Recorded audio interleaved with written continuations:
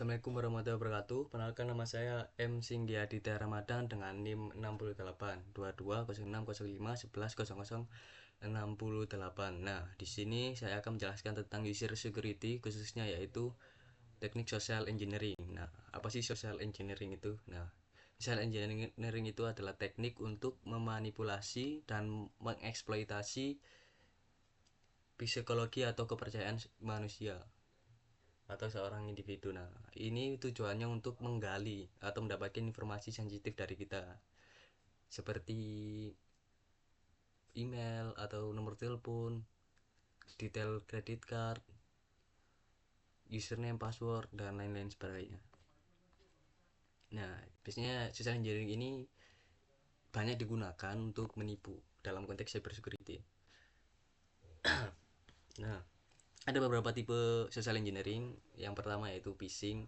Nah, phishing ini adalah ini dilakukan sebagai trik lah, bukan sebagai siapa namanya, trik-trik seorang atau penipunya itu melakukan trik pada kita atau semacam menipu kita lah untuk mendapatkan informasi sensitif kayak username, password, dan lain-lain sebagainya. Sebenarnya saya pribadi sering menjumpai saat saat mungkin dulu ya, era mungkin 2010 atau 2015 2012 mungkin,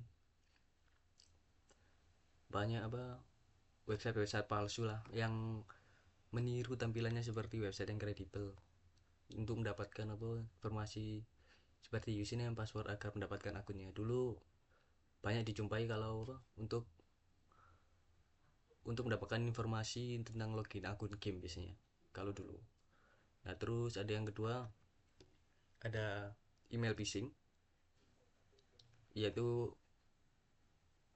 dikirim lewat email, biasanya ada link atau tombol untuk diklik. Nah, ini biasanya berisi tentang email yang terlihat terlalu baik lah atau too good to be true. Nah, di sini tentunya adalah kita mendapat, di sini ada contoh mendapat, tiba-tiba kita dapat $50 Netflix gift card lah tanpa alasan yang jelas. Nah, ini kan too good to be true. Nah, biasanya kalau kita klik itu, kita informasi kita bisa terekspos ke penipunya. Nah, terus ada pretexting. Nah, ini pretexting ini lewat teks, berarti bisa SMS ataupun WA. Nah, tapi sekarang lebih banyak, mungkin sekarang lebih banyak lewat WhatsApp ya. Saya yang sering coba juga, mungkin ada yang kirim udah nikah, atau di sini ada modusnya untuk cek resi paket tapi bentuknya APK. Nah, itu sudah sangat mencurigakan lah, suspicious, mencurigakan. Nah, di aplikasi itu nanti bisa menyerap informasi pribadi kita nantinya. Terus ada baiting. Nah, ini baiting biasanya ada di aplikasi crack atau aplikasi bajakan ya. Biasanya ada install kigen atau lisensi. Nah, kalau kigennya nggak diaktifin atau lisensinya nggak diaktifin, maka softwarenya nggak bisa dijalankan dengan semestinya lah. Ya, ini kita sebenarnya harus hati-hati juga, karena aplikasi bajakan ya, mereka bisa mencuri data kita, karena biasanya aplikasi kigen ini berjalan di background. Nah, terus tailgating dan impersonation. Nah, kalau tailgating ini ya kita mengikuti orangnya lah, kita ikutin di belakangnya. Jadi kalau ada pintu masuk ya masuk ke situ, tapi udah bisa dianusi lewat seperti sistem dua pintu gitu untuk mitigasinya. Nah, terus impersonation. Nah, ini juga sering, biasanya selain untuk menipu, biasanya orang juga bisa bikin hoax dari sini ya, menipu juga. Biasanya ada teknologi deepfake juga kan, yang bisa meniru wajah seseorang gitu, ataupun voice changer juga, deepfake dan voice changer ya, combo yang mematikan. Terus itu bisa menipu lah, kita bisa berpura-pura, penipunya bisa berpura-pura menjadi seseorang yang mau ditipu, mungkin yang seseorang yang mau seseorang yang ditipu itu kenal lah, atau seseorang yang dipercaya oleh yang mau oleh korban. Nah mungkin bisa minta uang atau apa, atau informasi sensitif lah, dia bisa menjadi direktur sebuah perusahaan atau menjadi artis, ya itu sangat bahaya sekali. Nah terus ada juga bos, kalau tadi kan ada di pre-texting ya, pre-texting tadi ada apa, modus untuk apa, kirim anu lah, apa, undangan ataupun beli foto paket lewat aplikasi. Nah di sini aplikasi itu masih bisa di apa, reverse engineering lah, untuk dilihat aplikasi ini sebenarnya ngapain, atau ini apakah aplikasi betulan atau enggak. Nah reverse engineering sendiri itu sebenarnya itu membalikkan apa, sebuah aplikasi menjadi source code aslinya. Nah di sini saya pernah apa, ada anu lah, saudara yang terkena modus seperti ini, tapi untungnya nggak sampai apa, terlalu dalam. Nah di sini coba saya lihat dulu ya, si penipu itu chat ke anu, chat ke korban bahwa perizinan perizinan berusaha terintegrasi secara elektronik atau single submission OSS, itu kayak mungkin semacam apa, kayak aplikasi pemerintah lah. Nah yang bikin korban awalnya percaya itu biasanya datanya, itu data korban kayak nomor telepon, nama, alamat, kota, email, NIK dan lain-lain, itu biasanya data apa, data data beneran korban. Kayaknya mungkin ada kebocoran data gimana, saya nggak tahu ya, tapi ya itu yang bikin apa, biasanya korban percayalah, penipu mengirimkan informasi apa, pribadi korban.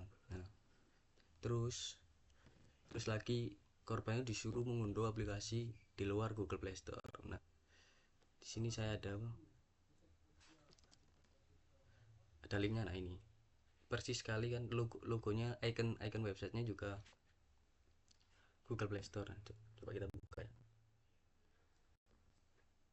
Nah biasanya situs-situs seperti ini, biasanya danger ini, biasanya karena nggak ada SSL-nya atau sertifikatnya ya. Terus situs ini nah udah udah dikenal kalau ini menipu. Nah ini udah hati-hati, kalau ada peringatan seperti ini mending tidak usah dilanjutkan. Ini coba ya. Nah di sini kelihatan jelas lah, kelihatan jelas. Nah si penipu ini membuat apa, atau mereplikasi lah Google Play Store. Nah korban disuruh download lewat sini, tidak di Google Play Store aslinya. Nah itu hampir mirip lah, hampir mirip, mungkin 90 sampai 95% lah kemiripan apa tampilannya. Saya install di sini. Nah terus biasanya juga aplikasi-aplikasi gitu itu perizinannya sangat banyak sekali ya, dan aneh-aneh. Mungkin perizinan baca SMS, terus perizinan yang lebih parah itu perizinan berjalan di background. Nah saudara saya kemarin tuh sampai harus di VC, memang di VC sama penipunya, suruh liatin, terus disuruh anu lah, apa, install ini. Terus karena perizinan dalam background di aplikasi Android sekarang itu lumayan ketat, harus masuk ke apa, setting yang cukup dalam lah. Jadi memang dikasih apa, dikasih tahu lah sama penipunya, makanya lewat VC itu. Nah tapi untungnya, tapi jangan percaya karena biasanya aplikasi pada umumnya itu tidak melakukan perizinan yang aneh-aneh. Nah di sini saya akan coba apa, anu lah, reverse engineering suatu aplikasi. Nah ini saya dapatkan dari internet aplikasinya. Ini aplikasi phishing juga ya, dia mengambil data SMS kita terus dikirim ke bot Telegram penipunya. Nah ini saya membuka apa, situs decompiler.com. Ini sederhana lah, kita tinggal masukin file APK kita. Nah ini ada, saya coba ini aja.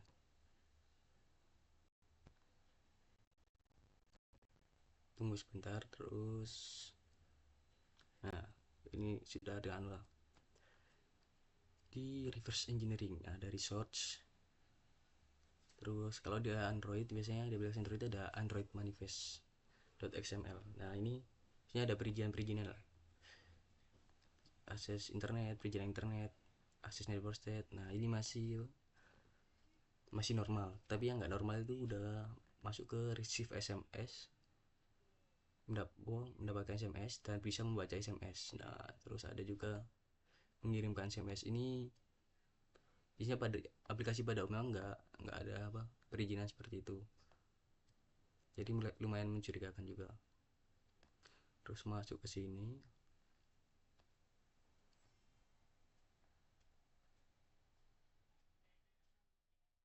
nah dia cek permission ya.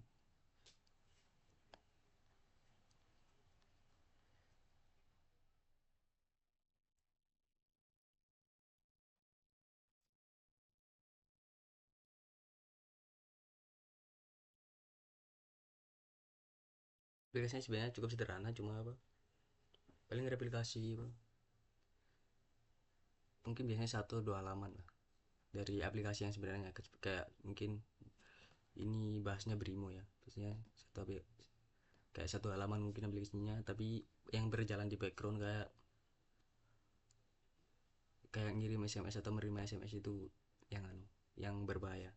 Nah, aplikasinya gampang ya, mudah kalau kita buat sendiri sebenarnya.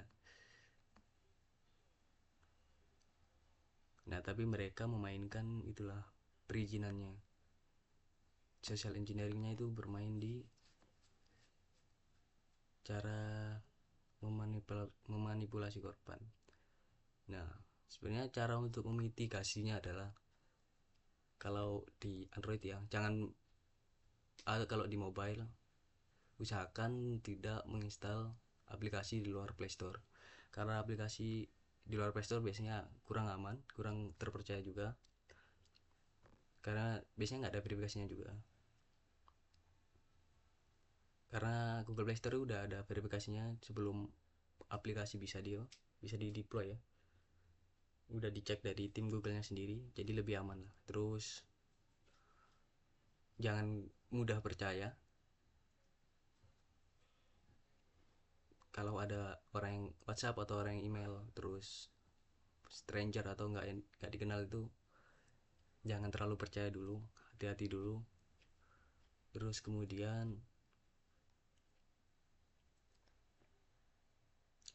usahakan tidak menginstal aplikasi bajakan, karena resikonya tinggi juga, karena biasanya disusupi oleh malware juga sebenarnya, biasanya aplikasi bajakan.